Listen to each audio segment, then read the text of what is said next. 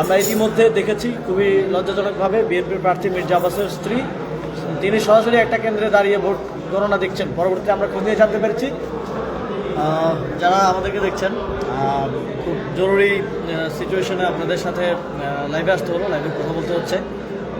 আমরা অবজার্ভ করছিলাম যে ভোট গণনা কীভাবে হচ্ছে। আমরা ভোট গ্রহণে কয়েকটি জায়গায় অনিয়ম হলেও আমরা সার্বিকভাবে সেটা মেনে নিয়েছি, কিন্তু ভোট গ্রহণের পরে যখন ভোট গণনা শুরু হয় তখন একটি দল যখন দেখতে পায় যে তারা বিভিন্ন কেন্দ্রে হারছেন এবং পিছিয়ে আছেন, তখন তারা তাদের যেই ফলাফল কারচুপি করার কিংবা ফলাফলকে প্রভাবিত করার যেই ষড়যন্ত্র সেটাতে মেতে উঠেছেন।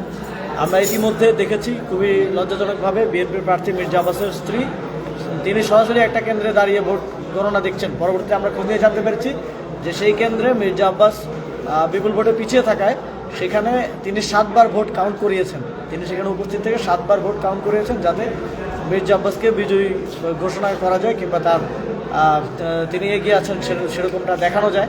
এবং এটা আমরা কোনোভাবেই এই ধরনের কার্যক্রমকে মেনে নিব না। এবং আমরা দেখছি যে কিছু কেন্দ্রে যেখানে ইতিমধ্যে তারা অনেক পিছিয়ে আছে, ফলে সেখানে তারা ছাত্রদলের নেতাকর্মীরা, বিএনপির নেতাকর্মীরা সেখানে গিয়ে সেই কেন্দ্রগুলোতে তারা সেই কেন্দ্রের ফলাফল মেনে নেবেন না বলে তারা ঘোষণা দিচ্ছেন এবং প্রিজাইডিং কর্মকর্তাদেরকে চাপ প্রয়োগ করছেন।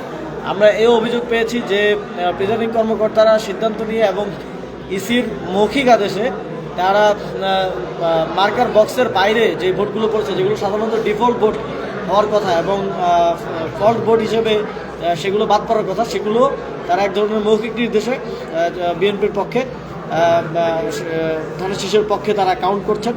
এবং আমরা দেখছি যে মিডিয়া এক ধরনের বয়ান নির্মাণের চেষ্টা করছে, যেখানে আমরা দেখেছি যে ইতিমধ্যে বেসরকারি ফলাফলে 11 দলীয় জোট এবং বিএনপি প্রায় কাছাকাছি অবস্থানে আছে, 60-64 এরকম একটা অবস্থানে আছে। সেখানে মিডিয়াতে দেখানো হচ্ছে যে বিএনপি 30টা, জামাত 5টা, এনসিপি 1টা, অথচ ইতিমধ্যে বেসরকারিভাবে এনসিপি 5টা আসনে জয়লাভ করেছে।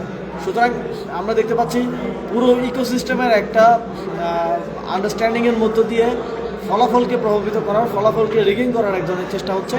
তারা যেহেতু ভোট কেন্দ্র দখল করতে পারেনি, ভোট রিগিং করতে পারেনি, এখন তারা ফলাফল প্রভাবিত করার মাধ্যমে নির্বাচনে জয়ী হওয়ার এক ধরনের চেষ্টা চালাচ্ছে।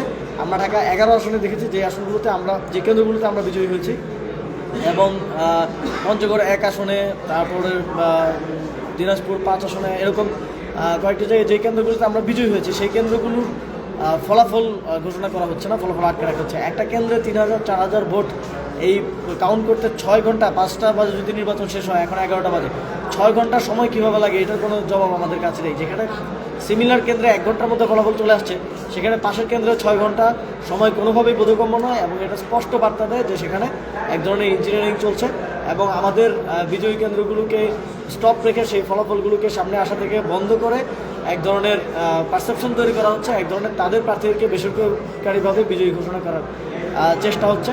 আমরা ইসির কাছে দাবি জানিয়েছিলাম যে আপনাদের কাছে যেই কেন্দ্রগুলোর আসনগুলোর ফলাফল দ্রুত আগে আসবে সেগুলো আগে ঘোষণা করতে হবে, কিন্তু আমরা দেখছি যে তারা বেসরকারিভাবে 11 দলীয় জোটের বিজয়ী আসনগুলো ঘোষণা না করে বরং বিএনপির বিজয়ী আসনগুলো আগে ঘোষণা করছেন এবং নিউমেরিক্যালি বিএনপিকে বেশি দেখানোর একটা চেষ্টা করছেন। আমরা শঙ্কা করছি যে ঢাকা 8 আসন, ঢাকা 11 আসন, পঞ্চগড় 1 আসন, কুড়িগ্রাম 2 আসন, নোয়াখালী 2 আসন, দিনাজপুর 5 আসন, এরকম আমাদের 7-8টি আসনে ফলাফল প্রভাবিত করার, ফলাফল রিগিং করার চেষ্টা চলছে।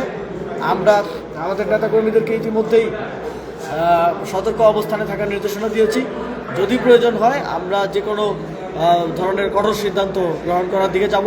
আমরা বিএনপির নেতাকর্মী, ছাত্র নেতাকর্মীদেরকে আহ্বান জানাতে চাই যে আপনারা কোনো কেন্দ্রে ফলাফলকে প্রভাবিত করার জন্য কেন্দ্রের বাইরে অবস্থান নেবেন না, প্রশাসনকে নিরপেক্ষভাবে কাজ করতে দিন। এবং প্রশাসনের প্রতি আহ্বান থাকবে কোনো ধরনের অপব্যাখ্যা কিংবা কোনো ধরনের নতুন আইন বা নিয়ম এনে এখন ডিফল্ট ভোটকে একটা নির্দিষ্ট দলের পক্ষে গণনা করার চেষ্টা আপনারা করবেন না, তাহলে কিন্তু আমরা এই বিষয়গুলোকে সহজভাবে দেখব না এবং এক্ষেত্রে জাতীয় নাগরিক পার্টি এবং 11 দলীয় জোট কঠোর অবস্থানের দিকে যেতে পারে।